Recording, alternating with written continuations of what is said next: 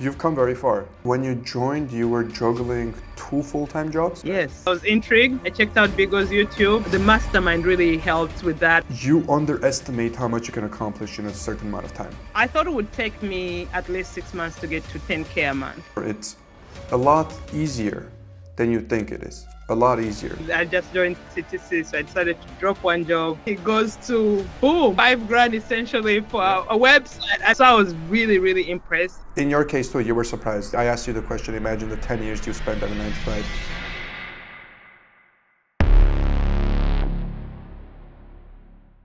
Perfect. I guess first and foremost, before we get into it, you want to give a quick little intro? Hi, my name is Sandra Casey. I've been a software engineer for over a decade now. I joined CTC last year in October. And yeah, I'm working my way through acquiring more clients. I just landed my first client, nurturing that relationship and working on acquiring more clients. And I think when you joined, you were juggling two full-time jobs? Yes, I hope they never see this. Yes, I was overemployed. I had worked in a startup that failed, and I that's the most time I'd worked in my life. So two jobs. When I worked at the startup, I also had a 9 to 5. So two jobs was really nothing to me, coming from trying to build a startup and also having a full-time job. So No, I remember when but you first joined and you were trying to juggle Code three. CEO plus the things that I'm like, okay, yeah, this I is was going to be trying to sustainable. juggle two jobs, AI automation, and I just joined CTC. So I decided to drop one job because I still need some income and focus on the AI stuff and code to CEO. Perfect. Yeah, initially when we got started off, I remember we had a little bit of a slow start because it took you, I think, a little bit before you quit that other job, and then you had proper time to kind of invest into Cotzio. But Yeah.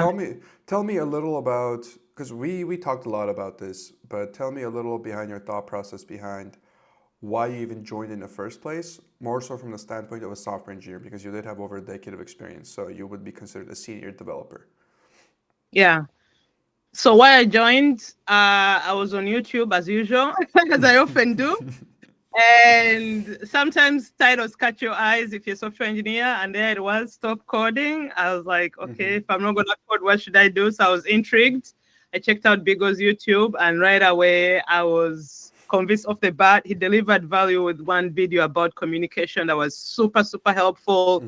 He had insights such as know your audience, which should be straightforward, but there were other good tips such as make sure you emphasize the ask so that this person is not looking around through all your paragraphs trying to figure out what's going on.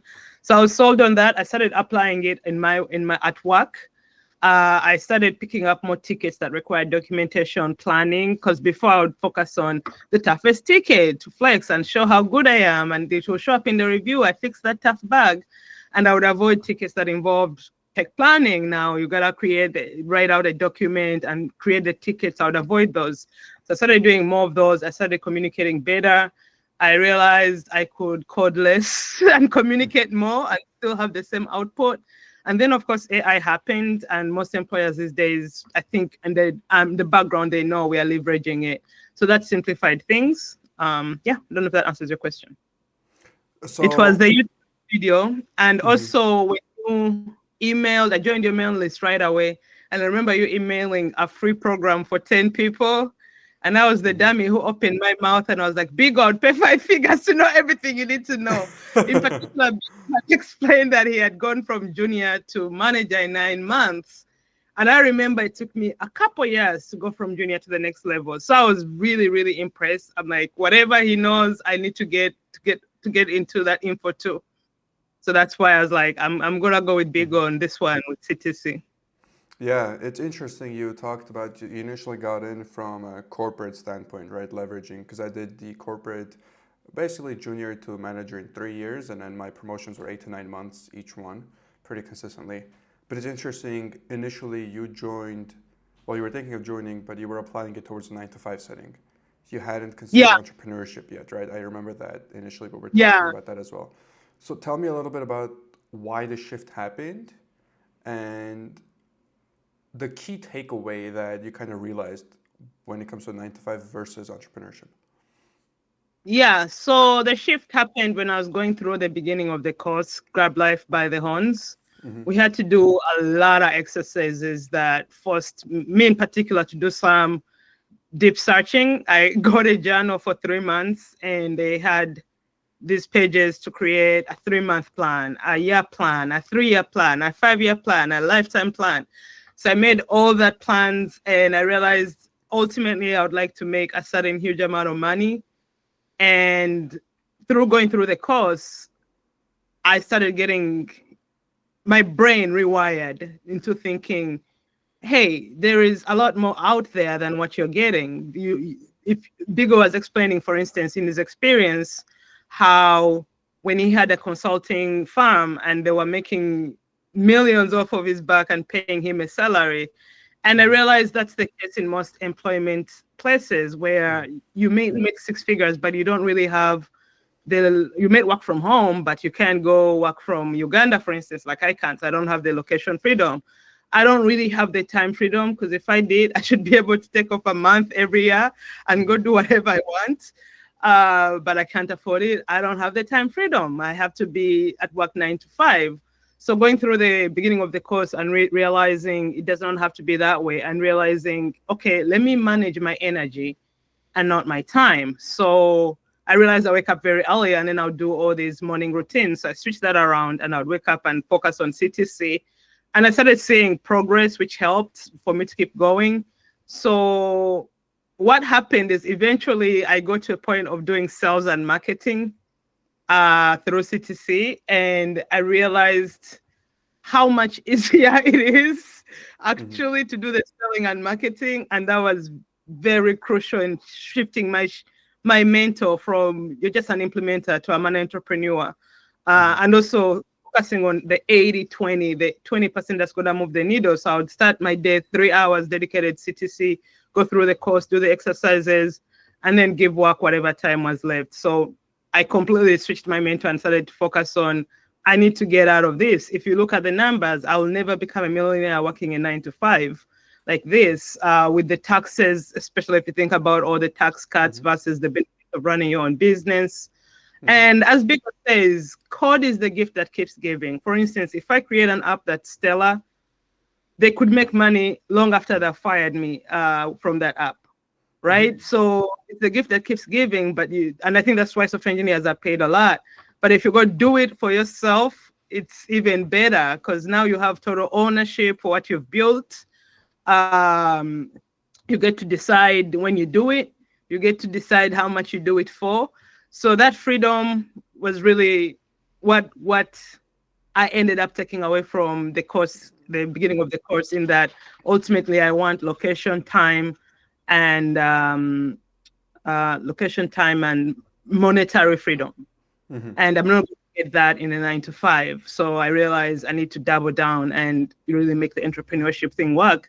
And the other thing is seeing people win in CTC was very helpful. Mm-hmm. Like at first you're thinking, oh man, so slow, I'm not getting there. But I think just seeing people win, which happens a lot in CTC, is such a very big driving force of, me too, I can do it. If someone like Masa did it with not having so good English, what's Mm-hmm. stopping me?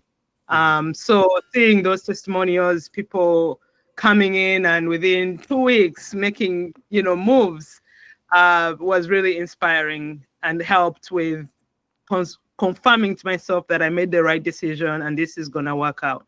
The Mm-hmm. entrepreneurship thing. Some people even joined and quit their jobs altogether. So Mm-hmm. the community really helps a lot too. I think the best part about it is, if you remember, I pretty much made everybody do that vision exercise from the future standpoint, and almost everybody put within 6 months to a year, if I can make at least half of what I'm making at my current job, but having the time freedom, the remote freedom, and doing whatever the hell I want from whatever the hell I wanted, that would be perfect. And every single time, every single person I told them to go back to, because most of the people, right? I mean, Marco did it in like less than 20 days, right? John, you know where John is at right now, crazy. Yeah. But I told him to go back and take a look at the vision that they put, right? And what was so interesting is that even before, you realize that you need to go the entrepreneurship route before you realize I have to jump ship from the 9 to 5, I'm never going to get rich, blah, blah, blah, blah, blah. You underestimate how much you can accomplish in a certain amount of time, right? And we were having this conversation as well. So I want you to tell me a little about your experience from just trusting yourself to get things done, and how fast can you really make progress as long as you're just laser focused on one specific thing and you're working on it day in, day out. So I like that how you phrase that, because it's very critical to feel confident in what you're doing, right? It's very critical to not go into, let's say, chamber meeting and feeling like I'm not sure, is AI automation worth it? People may not think it's valuable. Deep down, you must believe in what you're building or selling. Sorry, what was the question again? In terms of more like time wise, right? How much progress you Oh, can make how in a long? dedicated amount of time. Yeah, because in your case too, you were surprised, and I asked you the question. Imagine the 10 years you spent at a 9 to 5, it was being spent on a business Oh, like I see. this. So I didn't think I would. I thought it would take me at least 6 months to get to 10K a month. I didn't realize the rolling stone effect, that cumulative effect that happens when you've been grinding so hard. I think some people explain that they make their millions and they don't even realize it because they're so busy working. So that cumulative effect, it really steamrolls up much faster than you'd imagine. Because I remember I had been going to Chamber of Commerce talks, and I'd been working on a talk to give at the chamber and working on an ebook, and I wasn't really doing a lot of client outreach. But when I did give the talk, the 2 weeks I'd spent, not even the entire 2 weeks, 2 weeks working a couple hours a day that I'd spent writing the ebook that I was going to use for the talk that took me like 2 hours to prepare for, multiplied my results in that I gave the talk, and then I had about 7 prospects, and that landed me my first client. And I have 3 more who I'm still in talks with, nurturing. And my first client now comes to me for nearly any technical problem they may have.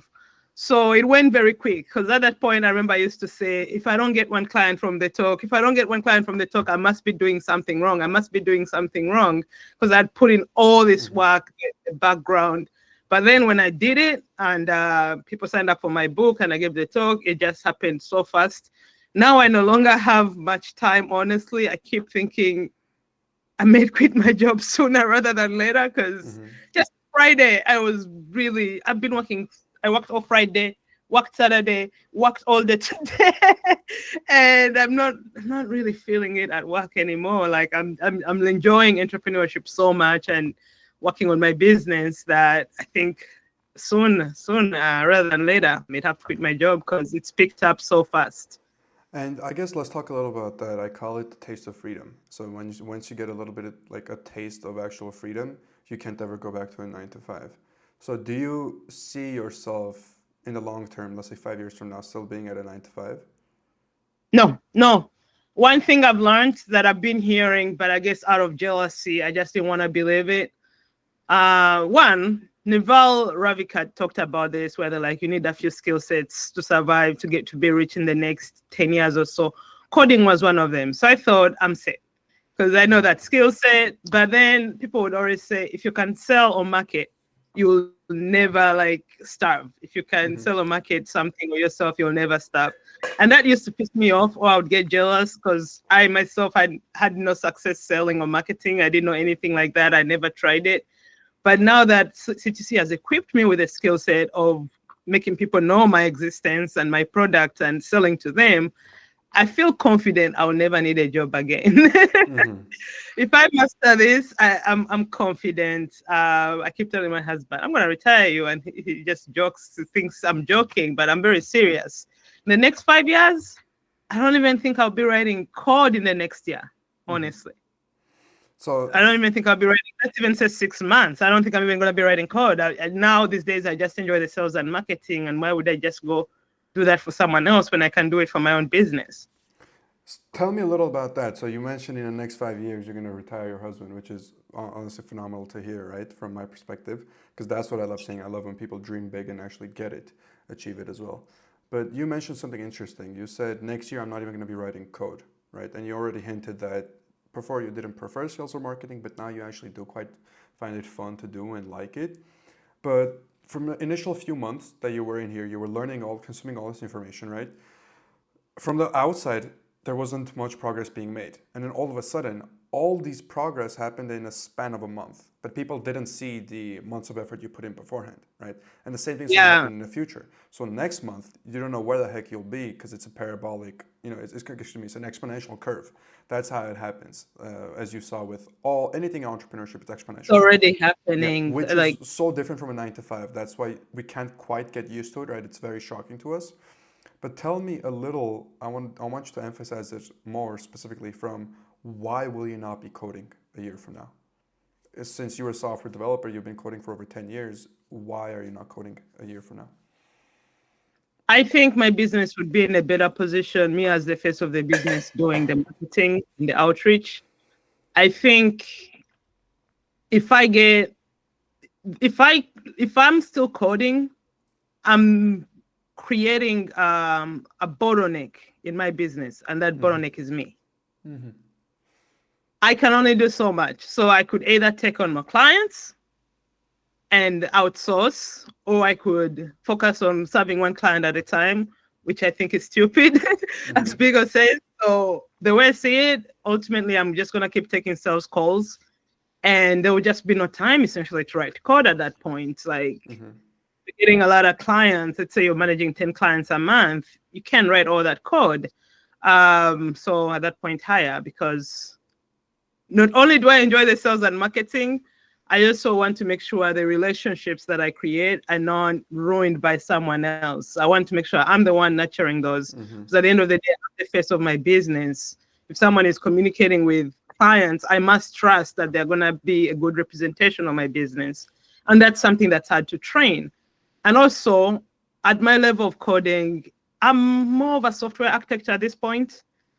Especially with AI, like, I could just outsource that to a junior developer who is struggling to get a job and just see how well they use AI. Like, at that point, it's stupid for me to spend time writing code when there is bigger fish to fry, like the marketing and the sales.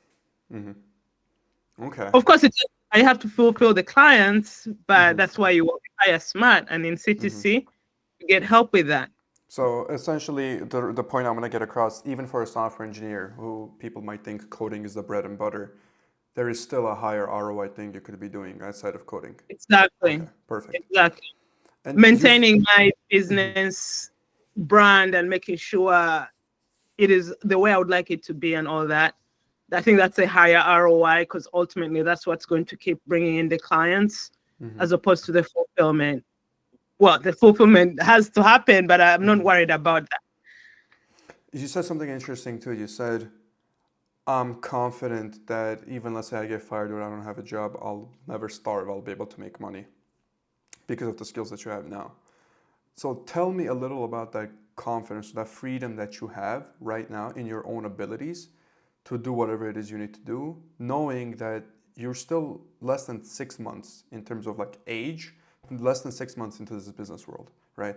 Imagine a year from now, 2 years from now, 3 years, 4, 5, 10 years from now, how big of a fish you will become yourself from that perspective, right? If this is the progress you made in less than 6 months, imagine the progress you will be able to make in a year, in 10 years. Yeah, 10 years, 5 years, 10 years. That question reminds me actually of a video that I sent you yesterday.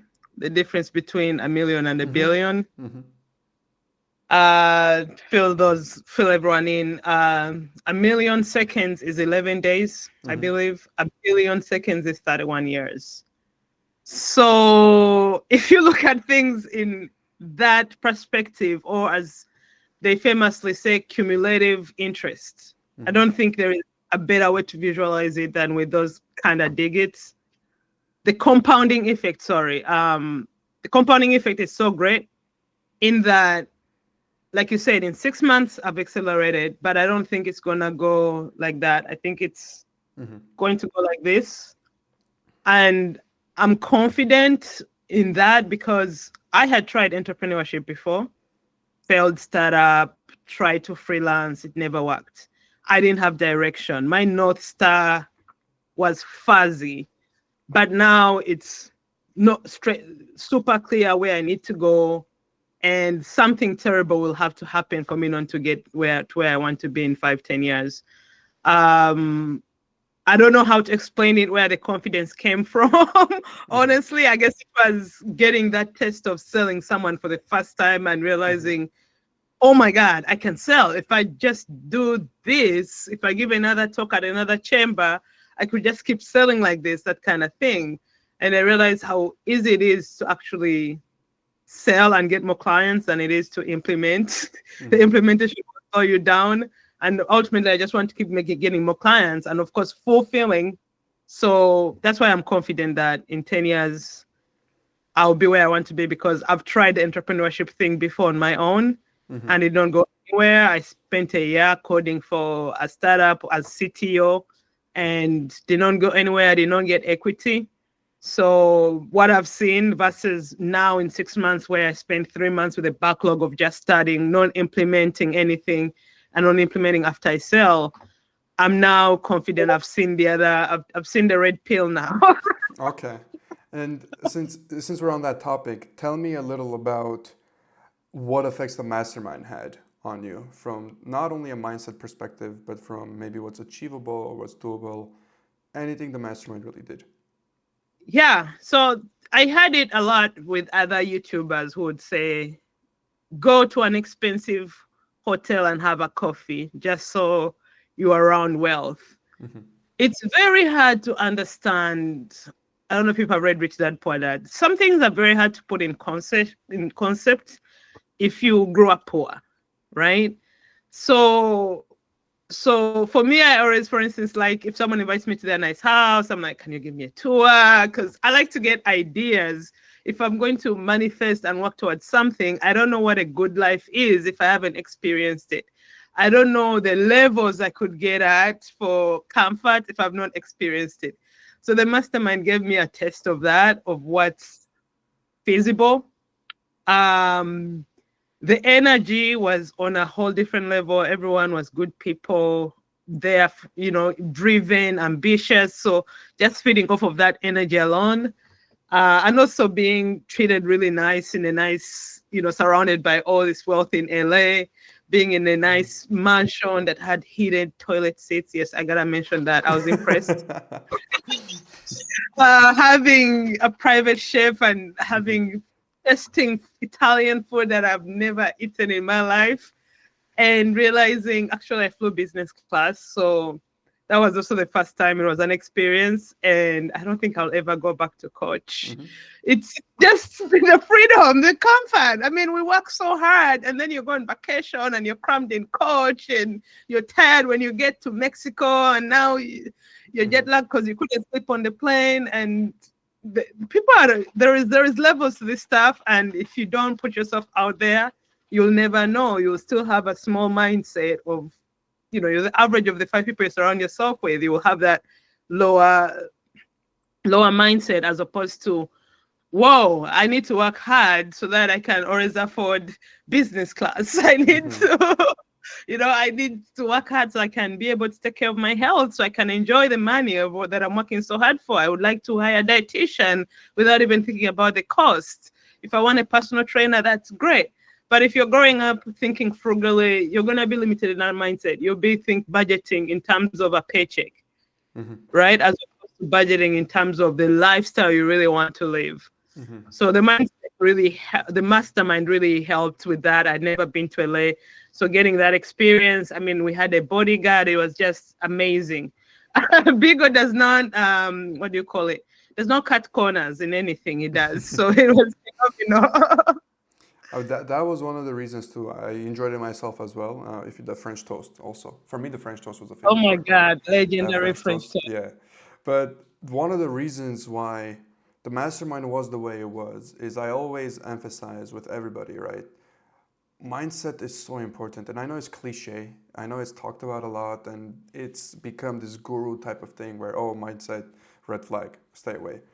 But time and time again, it will always come back to mindset. Like everything you do is going to come back to mindset. All the actions you take, all the actions you don't take, what you believe in, what you don't believe in, all that's going to come from mindset.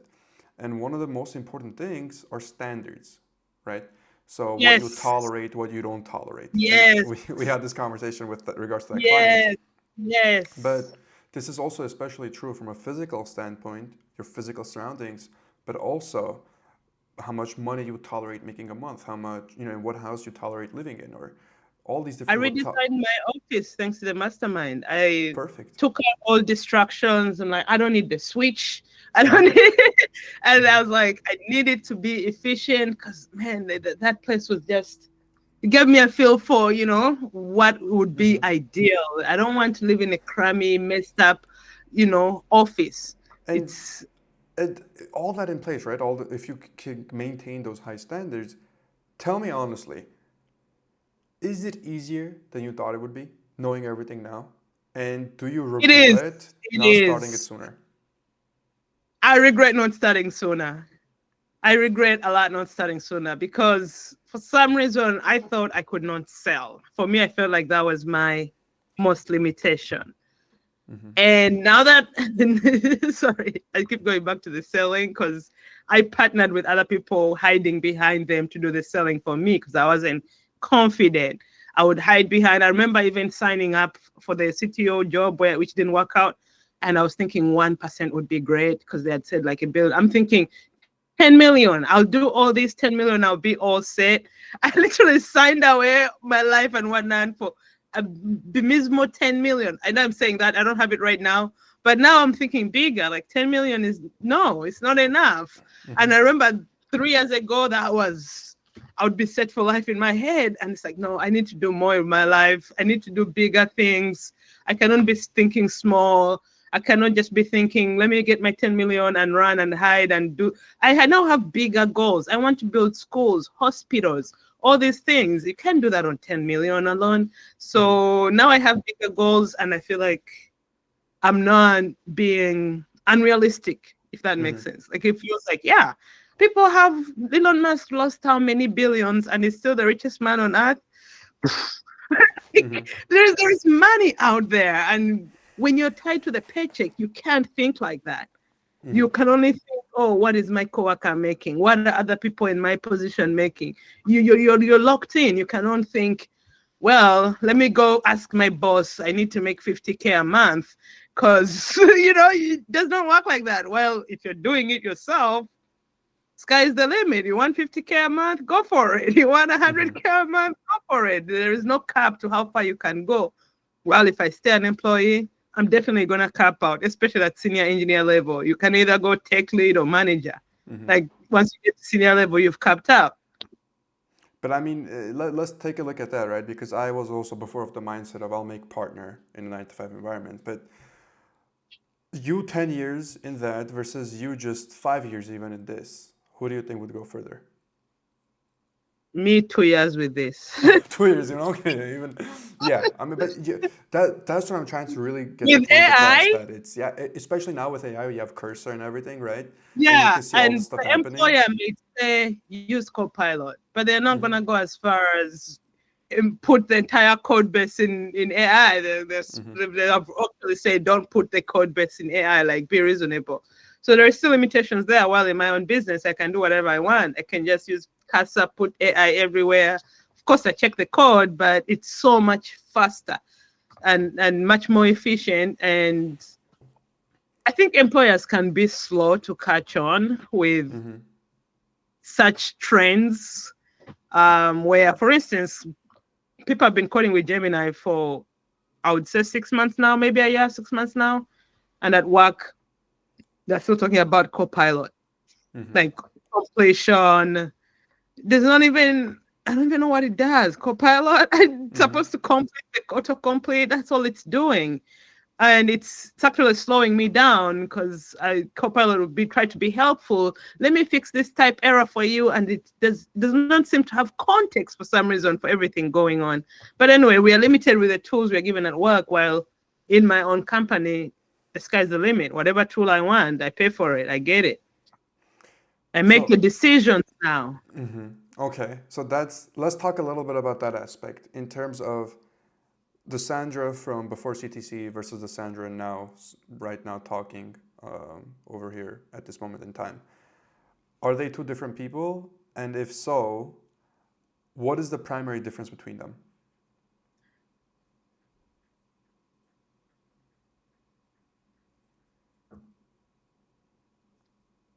I would say mindset, and I'm going to explain how it's trickled down to other things in my life. Mm-hmm. Mindset in how I approach my health. For instance, I have a board here. I've lost now 21 pounds since I joined CTC. Mm-hmm. Just from changing my mindset overall, I cannot perform at an elite level if I'm feeling like shit, I'm groggy, I'm fat, I'm miserable. I cannot do my best work. So that's one example of mindset. Another example is having the confidence to be like, I can take on these tech planning tickets and document a project that my coworkers will respect and, not have too many errors. Another way my mindset overall has changed is I no longer tolerate certain things. Like I no longer tolerate backbiting and sitting around and gossiping and wasting time. I've had to cut off some friends. Honestly, I quit smoking cigarettes. Still, Mm-hmm. I'm still vaping with a non-nicotine vape because I still have Mm-hmm. the oral fixation problem. But I quit that because, people was around at the chamber were not going around and smoking. When I was at the mastermind, I didn't see people going around and smoking. So my mindset keeps changing in that I'm also tracking quitting the vape because I'm now chewing gum, Mm-hmm. non-nicotine gum, just for the oral fixation. So my standards were raised.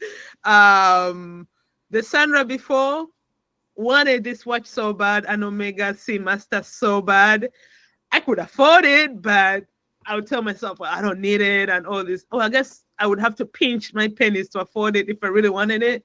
But my mindset has now changed where I'm like, I'll get that. I'll make that money back. If I want the Omega, I'll get it. So Mm-hmm. I got it. The Sandra before wouldn't have the mindset to get a business class ticket to LA. I would Mm-hmm. be penny pinching. The Sandra before was not seeing a dermatologist, for instance. Now I have a dermatologist. I'm trying to get a doctor for everything. I want to figure out how I can get IVs. I'm trying to see how I can get the edge, whatever way possible. Before, it was just going by confusion.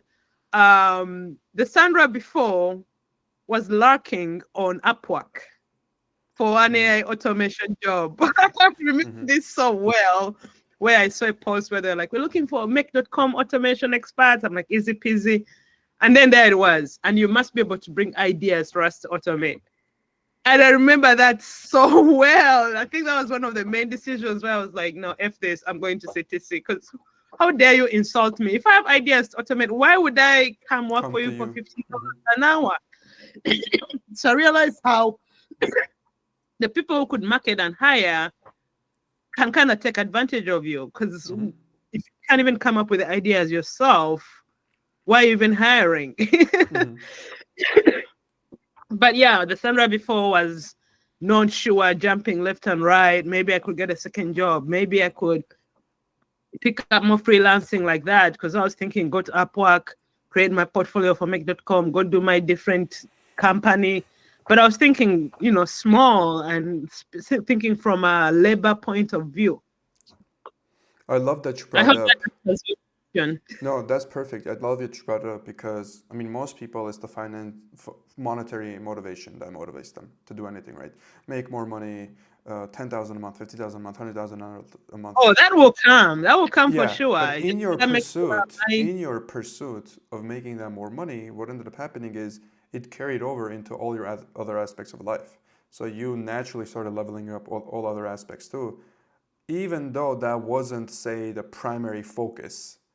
It just happened such that if you wanted to be or operate at a certain level, those things needed to be at a certain level to be able to operate. Yeah, the way I would put it is someone has explained it in that figure out the person you want to be, then be that person essentially. Mm-hmm. So let's say you're trying to lose weight. Most people would say, okay, action, put your shoes by your bed, and then go to bed in your running clothes, and then when you wake up first thing, put on your shoes and make sure. Or you could think, I'm an athlete. Would an athlete eat that burger? Would an athlete skip exercise? You could change. You could say, okay, I'm an athlete now. I'm not doing this just to lose weight for the summer. I'm an athlete. If I'm a leader, an entrepreneur with a team, there's certain things that are gonna be, not. There's certain things I can't do in front of my team. Like I gotta be a certain way. I gotta be a leader with authority and all these things. And I cannot be that if I have things holding me back, like weird habits, a bad mindset, and all that stuff. So I realized, okay, to be an entrepreneur, I need to be a leader because I would need to manage a team at some point. And what does that person do? What does that person eat? What does that person look like? Not, oh, in a year when I get 5 clients, I'll fix my diet. No, the kind of person who is going to get those 5 clients, it's a clean diet. So realizing that, okay, who do I want to be? Where do I want to be? Now act like that person. Would it be fair of me to assume, and correct me if I'm wrong here, please, that you made more progress from a monetary standpoint plus outside monetary standpoint since you've joined CTC versus, let's say, the 10 years you worked as a developer? True. I've made more monetary progress because it's paid off in more ways than just, I don't know how to put it. I've made monetary progress in that now I understand the value of my money and what to spend it on, if that makes sense. Well, before, the money I was making, it doesn't matter even if I'm making the same in my business now that I was making before. What was tied to it was a different mentality, waiting, okay, I know I'm going to get paid on the first and then in 2 weeks, and then just sitting around and working in batches of sprints and all that nonsense. It's not worth it. But now, since you have direct control over your time and where you get the money from, you decide to take a sales calls, you decide not to take a sales calls. You get to decide when you're going to make the money, how much money you're going to make, and then you can charge whatever you want to charge as well. We're having the conversation there. Tell me. Yeah, I need to get to that charging though. Yeah. So tell me a little bit about some of the problems you had, I guess personally speaking, from making that switch from a 9-to-5 employee to an entrepreneur, and from your perspective, how you overcame those challenges and what it was. Just give me the top 3. Top 3. The first one was time management, being able to, clients, you got to be on top of your stuff. You also got to be on top of your stuff at work. And the way I managed that was by switching it from time management to energy management. In that, I'm giving my best hours of the day to my business. And I can work on the job later after I've worked out when I'm tired. My job gets the not so good hours of my day. So that's the first thing that changed. Second one, from that switch of a 9-to-5, before CTC, I was actually terrified when Bigo said, you gotta go out there and talk to people. I was convinced I'm gonna get social anxiety. I was convinced I didn't like the idea. Even when he said you may have to start a YouTube channel at one point, I'm like, no. I remember I used to say, I want to be like that kid who helped build Facebook and no one knows who he is and he's a billionaire or whatever. And I just didn't like the idea of going out there and talking to people. I loved my work from home. And now I look forward to the chamber events because I get to leave the house and I get to talk to people. So I'm no longer that little scared mouse. I remember my first chamber event, I was over there in the corner like, oh my God, people. And now I go, I'm smiling. Hey, nice to meet you. How do you do? So that's the second one. I guess I just realized my social anxiety is gone. I used not to leave the house whatsoever. Now I drive to chamber events. I drive to League School of Autism to be an ambassador. I'm very proud of myself, actually. Perfect. I mean, I'd love to hear that. I'd love to hear that. I hate driving usually. I still struggle with driving at night, but now I'm a bit more, I go get my groceries, whatever I need. I don't need to bug my husband to drive me. So it's a small one, but it's a difference in that now I leave the house and do community with other people with a business as opposed to sitting in my house all day. I hadn't even realized how my mental health was suffering from that. Wake up, grind, hoping. Oh, that's the other thing that has changed. For some reason, I thought you do enough good work, someone will notice. Do enough good work, someone will notice. And then, actually, this happened just recently in January, because everyone does it at the beginning of the year at my job, 9 to 5. They go, so the way we determine your salary is the average of what is actually going for, your position in Boston, what it's going for senior engineer. And if it's gone up, we give you a raise. If it's gone down, we won't cut your pay. You will stay at the same rate. It's not, well, I wasn't due for a promo. So that was kind of disappointing, because if it's just based on the market rate and I've been doing good work for 6 months, it should be based on the good work I've been doing. So my mindset has changed now, where I also don't trust my employer, where I feel like they're cheating me. The other thing that happened personally is I went to ask for PTO to go home. I haven't been home in Uganda for 12 years. And I asked for PTO for 3 weeks to go home. And we're like, that's the entire PTO. But they had said unlimited PTO when I applied for the job. But they're like, yeah, we say unlimited, but really 15 days. If you need more, we need to talk. I'm like, okay, this is the case where we should talk, because I haven't been home in 12 years. Like, and if I keep working for them, I may never be able to go home for at least 3 weeks if they're going to cap me at 15 days. So they're like, we shall talk. I said, can I get unpaid time off, Bigo? I asked for unpaid time off. My manager goes, we'll talk. He comes back to me with a decision. They say it's been approved, but that's all your PTO for the year. So you have to work on holidays if you want to take any more PTO. Yeah, they slapped me with that. So my mindset is now, no, it's messed up. I should be able to go home when I want to. So that has happened in my personal life, where the more I deal with the 9 to 5, the more I realize it's a total bullshit headache, honestly. And so it's those funny, are the things. you wouldn't have realized that until you saw the other life, right? Until you really Yes, considered the other exactly. I life. wouldn't have thought of it that way. I would have been like, oh, then let me go home for 3 weeks. But it was such a lie. Who says unlimited PTO and you're like 15 days, and you can't even throw in an extra 2 days just for my special case. And I can't even take unpaid time off. Oh my God, I should be able to. They didn't say I can't, but it sounds like they didn't consider it. Although I'd also asked for that option, because I'm desperate to go home. But yeah, the 9 to 5, it's ridiculous. Okay. And the other issue is they don't want me to work when I go to Uganda. So that was not an option, because You can't even work remotely from there. you know, whatnot, yeah. Okay. But I mean, from the looks of it, you've come very far. So, I'm proud of you. I've said My it once, I'll mindset say it has again. changed a lot. You've I come know very it's far, possible. you've tried very hard as well, and you're making a lot of progress. So once again, I want you in like 3 to 4 months from now, when you look back at this specific video now, and you see the progress you made. Because if we compare our very first ever call to this video, you would probably be like, I don't recognize that person. Because our first ever call, I remember you told me, I don't ever see myself doing sales. All I see myself is doing coding, right? And then now you're saying, I don't want to code, I just want to do the sales and marketing side of things. I don't even not remember that. I think I used to say, I can code anything, I can't sell it. Yeah, I used to say that, and now I can't code and I can sell it. I can sell it, it can be coded. Now it's opposite. If I can sell it, I can code Now it. you return the money. Yeah, but overall, if you had to kind of parting message, you had to give a parting message, maybe to you 3 months from now, who's going to take a look at this, right? What would it kind of be? What should the viewer take away from this video, if there's one thing? If they're in a position such as yourself, they're a senior developer in a 9 to 5 environment, what is the one thing they should take away?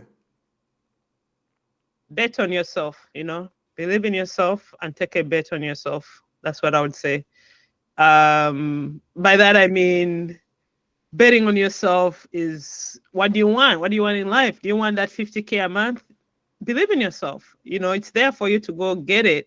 But if you stay in the 9 to 5, hey, you're betting on the employer one day selling to become public and you get your equity. That's what you're betting on. Bet on yourself, because at the end of the day, if they employed you, you're good. you have the skill set. So I would bet on myself one more time. Yeah. Perfect. And I want to emphasize that a little bit more. It's a lot easier than you think it is. A lot easier. I should maybe use simpler as a word. For me, I can say easier, but somebody who has had other experiences will say, okay, what is this guy saying? So I'd It's rather say easier with simpler. say. It's It's I 100% think easier than the it's 9 easier to with 5. Yeah, it's easier because than 9 to 5, but I want to say it's simpler because I think more people can agree with that and it is more factual in a sense. Because once you have sort of the roadmap, you put into perspective, let's say you specifically, Sandra, those 10 years, if they went into what you're doing now, 10 years, right? at Yeah. that point I'm working for fun. At that point I'm just working to see how far I can go. Yeah, because that it's really that simple, right? Because the concept of leverage, which I think we as software engineers we're familiar with from a coding aspect, but for some reason we don't understand it in our own lives, right? Like Yeah. we can understand it in a code we make, but we don't apply it to our own lives. We don't understand how we We need can to be that think like leveraged. investors. Instead of thinking like programmers, we need to think like investors, focusing on high ROI things. Oh my God, these cats are all over. Sorry. Yeah, no problem. But perfect. I don't want to. Yeah, we're talking for almost 50 minutes now. Time went by so Oh fast. my. Yeah, but perfect. Thank you, Sandra, for your I hope time. I answered your questions well. I No, you feel did. like I You was a bit did. trailing off, but No, you did. You it's did. been a wild journey. And anyone who is not sure about joining, just give it a try. Worst case scenario, you ask for a refund. You know, Bigo is not lying when he says you will see results in 3 months, or he works with you for free until you do. You know, just take a chance. You know, I'm not. I don't even want to say you never know. It's for sure. It's for sure. Everyone who's joined CTC, it's maybe it will be famous last words, but I think it's for sure it would work out. Yeah, we haven't had a single person not think yet, not hit their Yeah, goals. Yeah, we haven't had a I've single seen person not meet people their come goals. in and like Chris, for instance, he went from the mastermind, like, oh my God, Oh, I'm worried about my employer. And then he goes to boom, I landed at 5 grand essentially for yeah. a website. And I was like, whoa, whoa. I'm like, you know what? Me too. I can too. A lot of I'll people. let I you mean, know how the timesheet go. You know, I'm gonna try it on the timesheet. My worry with it is I already charged him solo for the first project. I hope he's not thinking all my services are cheap. yeah, Ah, you just got to do a fulfillment process. Make sure you fulfill, exceed expectations, yeah. and for next time, set up the standard. I mean, I think you already told me Yeah. too, right? For the first time that you're going to be working on him, how you do Yeah, the things first time differently. I told him, he was actually my first paying client ever. So that was part of the reason why I gave him a massive discount. Yeah, for the next one, obviously you're not going to do that. You just, as long Yeah. as you exceed expectations, he'll be more than happy to pay you accordingly. But All right. perfect. I should respect your time too. Yeah, I Thank appreciate you it, so much. Sandra. Thank you so Bro. much. We should Have start calling you Sensei because, man, you're so wise. One of these days, you got to tell me how you got so wise. you'll see in Italy, Italy Mastermind. I have a lot planned. So perfect. Oh, I gotta send Yeah. out updates on that too, actually, for the Discord very soon. I But just bought my first class tickets to Uganda, just so you know. really? Oh my Yeah. god. I maxed out my credit card, but it's okay. I'll pay it back. I didn't max it out. Okay, But good, good. Because I was about to say, okay, that's not smart advice. no, Let's I not didn't. max out a So credit I card. did, I did Qatar Airways, and they don't really have first class, but their business class has beds. Oh They yeah, they only do. have business class as their first class, and it goes for like 3 grand. I went for it. No, I'm that not that's traveling good. That's good price. 7 hours and not sleeping. That's good price, honestly. That's not bad at all.